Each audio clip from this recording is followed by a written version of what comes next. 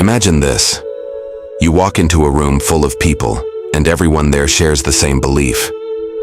Maybe it's political, maybe it's religious, maybe it's about money, success, or what it means to be a good person.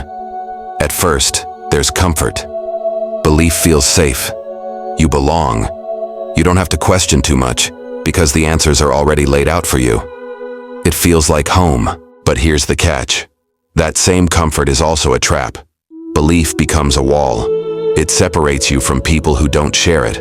And slowly, without even realizing it, belief begins to dictate what you see, what you don't see, and even how you treat others. Krishnamurti once said that belief is not truth. Belief is just an idea, a conclusion the mind clings to because it's easier than facing uncertainty. Doubt, on the other hand, is alive. Doubt asks questions. Doubt keeps the mind fresh. Without doubt, the mind becomes stagnant, and a stagnant mind can be dangerous. Think about it. Wars have been fought in the name of belief. Families have been torn apart because one person clung to a belief while another questioned it. Entire societies have justified cruelty because they believed they were right. Belief, in this sense, can blind us. Now, I'm not saying doubt is always comfortable. In fact, doubt is often unsettling. It shakes us. It forces us to see that maybe we don't know as much as we think. But isn't that closer to honesty? When you admit you don't know, you're open, you're curious, you're willing to look deeper. Belief closes that door. It says, I already know. There's nothing more to see. Let's make this more personal. Think about the beliefs you hold about yourself. Maybe you believe you're not good enough, or you believe you have to succeed in a certain way to be worthy. That belief shapes every choice you make. It's like wearing glasses that tint the world a certain color. You don't even realize you're looking through a filter. But what happens if you doubt that belief? What if you question it? Suddenly there's space. You're no longer chained to the story your mind has been repeating. Doubt, in this sense, can be the beginning of freedom. Here's the paradox. We usually think of belief as positive and doubt as negative. Belief is celebrated. Doubt is criticized. From childhood, we're taught to believe in our family, our religion, our country, even ourselves. And when we doubt, people get uncomfortable. They say you're being cynical or rebellious. But maybe doubt isn't the enemy. Maybe doubt is the very thing that keeps us awake. Krishnamurti challenged people to live without clinging to belief. He wasn't asking us to replace one belief with another. He was asking us to look, to observe directly, without the filter of what we think we already know. That kind of seeing requires doubt, because doubt wipes the lens clean. Imagine walking into a forest. If you carry the belief that forests are dangerous, every sound makes you anxious. If you carry the belief that forests are peaceful, you might ignore the snake by your feet. But if you walk without belief, you actually see. You hear. You notice. You're present. That's reality, not belief. So why is belief more dangerous than doubt? Because belief gives us the illusion of certainty. It makes us feel secure, but that security is false. Doubt feels insecure, but that insecurity is real. And from that place of honesty, real understanding can grow. Let's take a real-world example. Think about modern politics. Belief divides people into camps. We are right, they are wrong. Once you hold that belief tightly, dialogue dies. You're not listening anymore. You're defending. You're protecting. Doubt, however, allows for listening. It keeps you from being locked inside your own echo chamber. Or look at religion. Belief can give comfort, but it can also fuel conflict. Two people may love deeply, but if their beliefs clash, suddenly love takes second place. Doubt, however, says, maybe I don't know the whole truth. And in that humility, there's space for compassion. Krishnamurti often said that truth is a pathless land. That means it can't be captured by belief. It can't be packaged or handed down. It has to be discovered, moment by moment, freshly.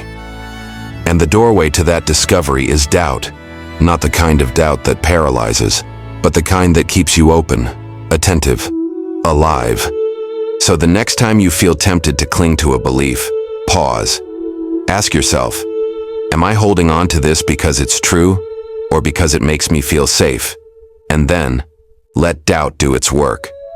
Don't rush to replace the belief with another. Just stay with the questioning. In that questioning, you may find a freedom deeper than belief ever offered. Let's look at this in everyday life. Take relationships. If you believe someone loves you, you may stop actually listening to them. You interpret their words, their silences, their actions through the lens of that belief. If they're distant one day, you reassure yourself, they love me, so it's fine. If they're kind, you say, of course, because they love me. The belief explains everything. But in reality, you're not really seeing them. You're seeing the belief. Now imagine approaching that same relationship with doubt, not in a cynical or suspicious way, but in an open way. You don't assume. You look. You notice. You actually listen to their tone, their eyes, their pauses. Doubt keeps the relationship alive because you're never resting on "I already know." You're discovering each moment as it comes. This is what Krishnamurti pointed to. Belief ends discovery. Doubt keeps discovery alive. Think about your career. Maybe you believe that success means climbing the ladder, getting the promotion, buying the house, the car. That belief pushes you, but it also traps you. You sacrifice health, family, even peace of mind, because the belief whispers, this is what life is about. But what if you doubted that? What if you questioned whether success has to look that way? Maybe you'd discover a completely different path, one that actually feels alive, not just achieved. The same thing happens inside our own minds. We carry beliefs about who we are. I'm shy.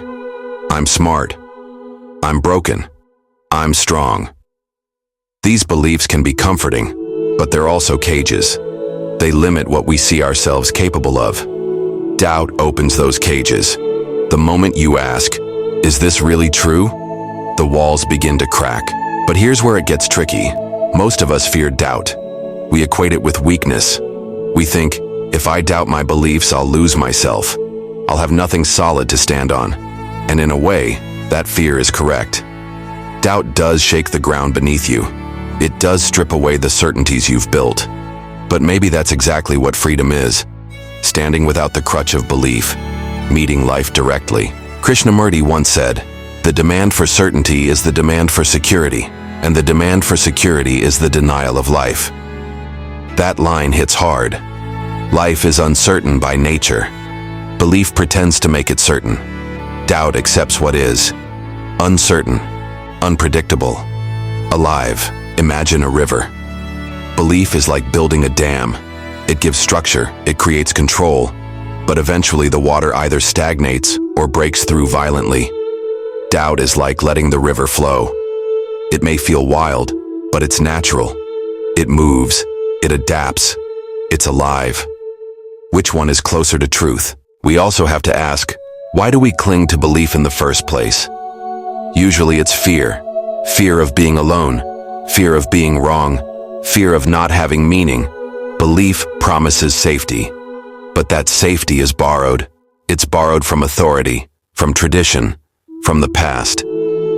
Doubt doesn't borrow. Doubt faces the fear directly. And in that facing, you discover strength that belief can never provide. This isn't about replacing all beliefs with, I don't know. It's about a deeper quality of living, one where you don't hide behind conclusions. You may still use practical knowledge, of course.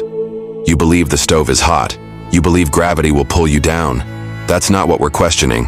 What's dangerous is psychological belief, the kind that defines identity, morality, meaning. That's where conflict begins. That's where blindness sets in. And yet if you look around, belief is everywhere. It's in advertisements telling you what to value. It's in politics telling you who to trust. It's in traditions telling you how to live. To question all that takes courage. It means standing apart from the crowd. It means saying, maybe I don't know. And in a culture that worships certainty, that's radical. So why can belief be more dangerous than doubt?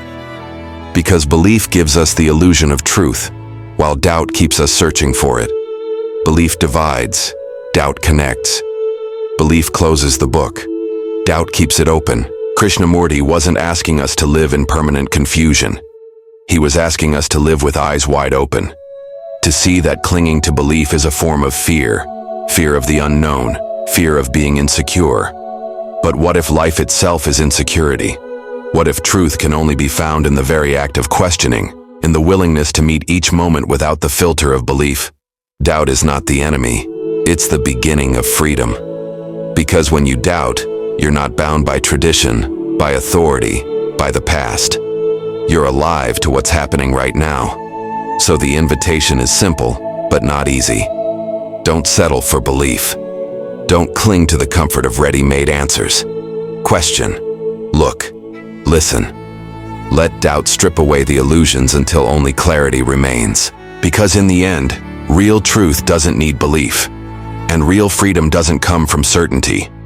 It comes from seeing clearly, moment by moment, without the prison of what we think we already know.